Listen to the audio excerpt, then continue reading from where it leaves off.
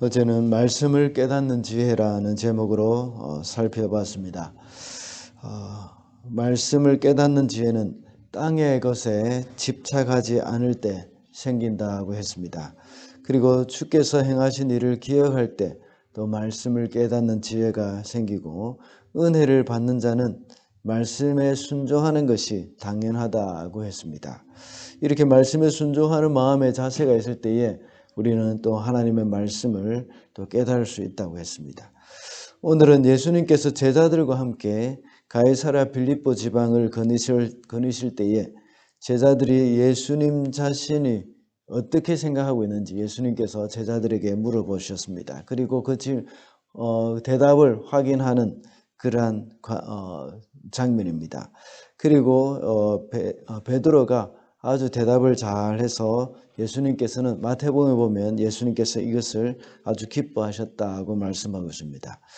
그 후에 예수님은 누구든지 나를 따라오려거든 하고 말씀하시면서 제자됨에 대해서 말씀을 해주셨습니다. 그래서 오늘은 예수님의 제자는 어떤 사람인지 그것을 말씀을 살펴보도록 하겠습니다. 첫째로 예수님의 제자는 신앙 고백이 분명한 사람입니다. 29절에 보면 예수께서 그들에게 물으셨다. 그러면 너희는 나를 누구라고 하느냐? 베드로가 예수께 대답하였다. 선생님은 그리스도이십니다.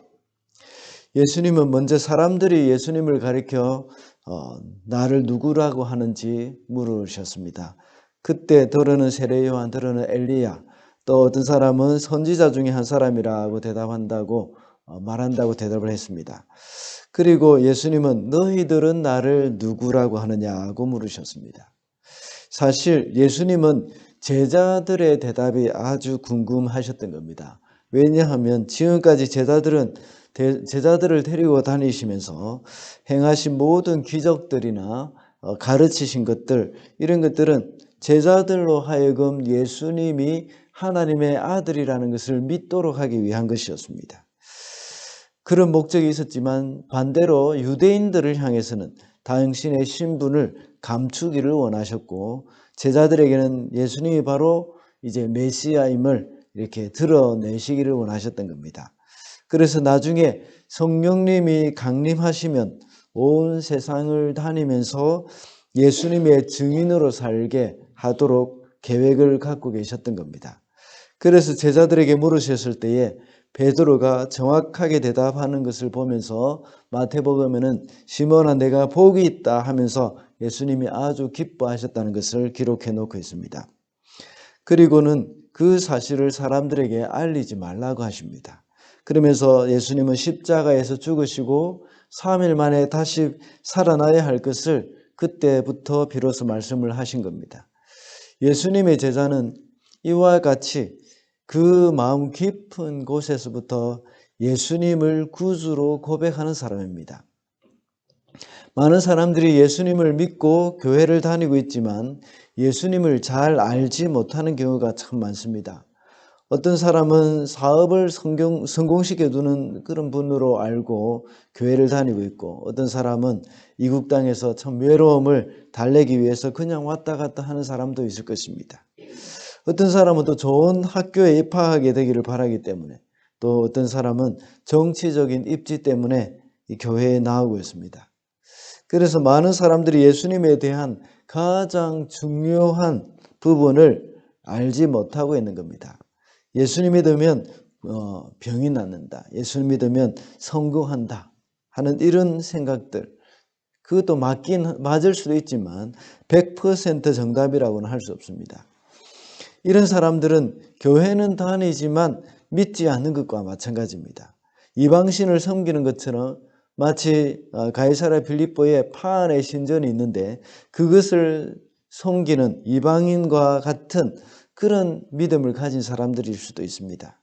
또는 제자가 아닌 주변에 허다한 무리가 어떤 이는 세례 요한, 어떤 이는 엘리야라고 말하는 그런 고백과는 다를 바가 없습니다. 가장 중요한 것은 예수님은 그리스도시요 살아계신 하나님의 아들이시라는 그런 고백, 이것이 가장 중요한 신앙의 고백이라고 할 수 있습니다. 이렇게 예수님의 제자는 분명한 신앙 고백이 그 삶 가운데 일어나야 하는 것입니다.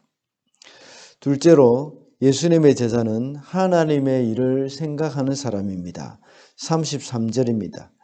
그러나 예수께서는 돌아서서 제자들을 보시고 베드로를 꾸짖어 말씀하셨다.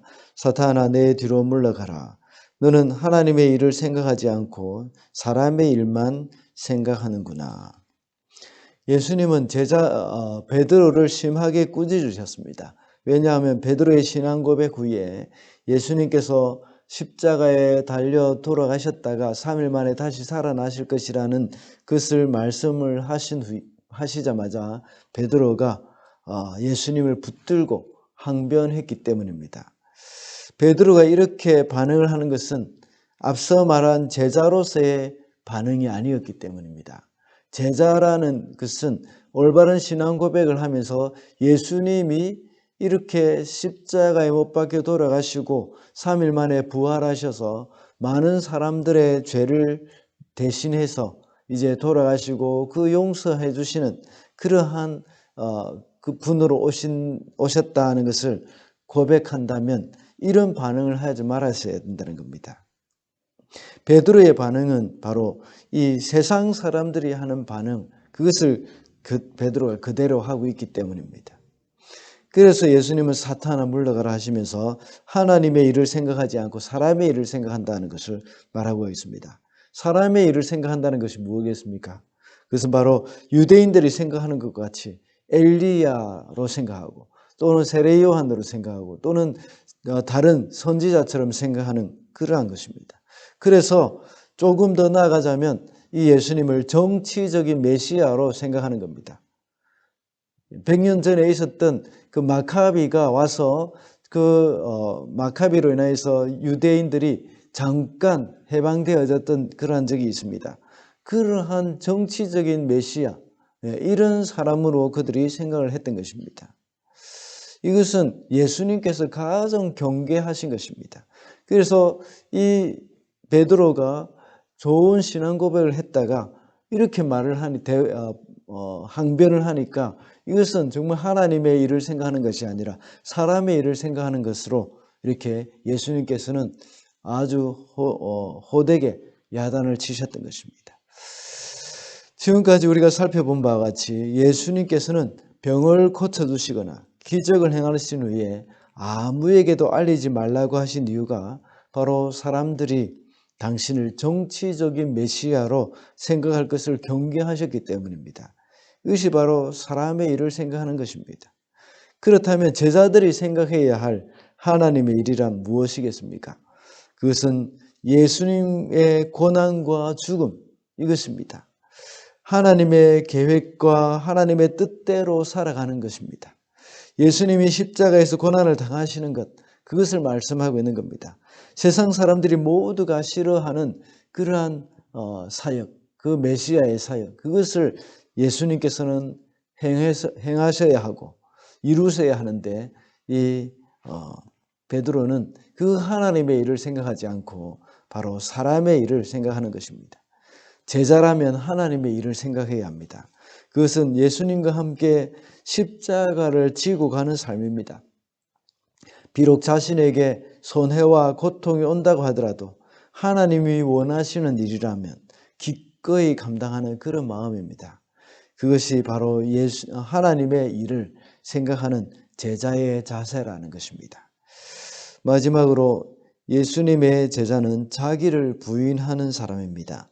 34절입니다. 그리고 예수께서 제자들과 함께 무리를 불러놓고 그들에게 말씀하셨다. 나를 따라오려고 하는 사람은 자기를 부인하고 자기 십자가를 지고 나를 따라오너라. 자기 부인이라는 것은 자기의 본성을 거스르는 삶을 이야기하는 겁니다. 사람은 누구나 영광을 추구합니다. 자기가 안정적인 생활을 하고 또 많은 사람들에게 인정을 받는 그런 삶을 추구합니다. 그리고 자신의 이름이 드러날 때에 만족감을 느낍니다. 그러나 제자는 자기를 부인하는 것입니다. 자기의 모든 명성 또 자기의 안정적인 그런 삶 이런 것들을 다 내려놓는 것입니다. 사람의 본능적으로 추구하는 그러한 것들을 다 내려놓는 것입니다. 예수님은 하나님으로서 모든 영광을 받으시기에 합당하신 분이셨습니다. 그러나 주님은 그 당시에 가장 치욕스러운 형벌인 이 십자가를 지고 가신 겁니다. 인간의 가장 비참한 형벌인 그 십자가를 예수님께서 지고 가신 겁니다. 이것이 바로 예수님의 자기 부인입니다. 우리의 삶에 있어서도 역시 우리의 본성이 추구하는 것이 하나님의 뜻이 아니라고 생각이 든다면 그것과 반대적인 삶을 살아야 합니다. 모두가 다 섬김을 받고 싶어 하고 또 스스로 낮아지기를 원치 않습니다. 스스로 낮아지면 모든 사람이 자신을 무시할 것이라는 생각이 들 때도 있다는 겁니다. 그럼에도 불구하고 우리는 스스로 낮은 자리를 찾아서 내려가야 하는 겁니다. 그래서 다른 사람을 섬기는 자리에 있어야 하는 겁니다. 또한 우리는 손해를 보기 싫어하는 그런 본성이 있습니다. 그래서 자기도 모르게 계산을 합니다. 그래서 유익이 되는 쪽을 선택을 하는 것이죠.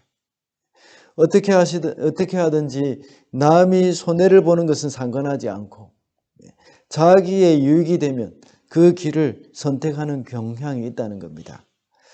그러나 예수님의 제자라면 이러한 내가 조금 손해를 보더라도 내가 좀 불이익을 당한다고 하더라도 하나님의 말씀대로 살아가는 것, 또 다른 사람에게 유익을 추구하면서 살아가는 것, 이것이 바로 제자의 삶이고 또 자기 부인의 삶이라는 것입니다.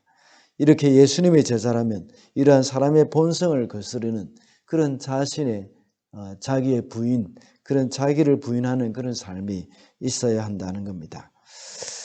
말씀을 맺겠습니다. 오늘은 예수님의 제자라는 제목으로 말씀을 살펴봤습니다. 예수님의 제자는 신앙 고백이 분명한 사람이고 하나님의 일을 생각하는 사람입니다. 그리고 예수님의 제자는 자기를 부인하는 사람이라고 했습니다. 오늘도 주님의 제자로서 이 세상에서 하나님이 보시기에 합당한 삶을 살아가는 그런 저와 여러분이 되시기를 바랍니다.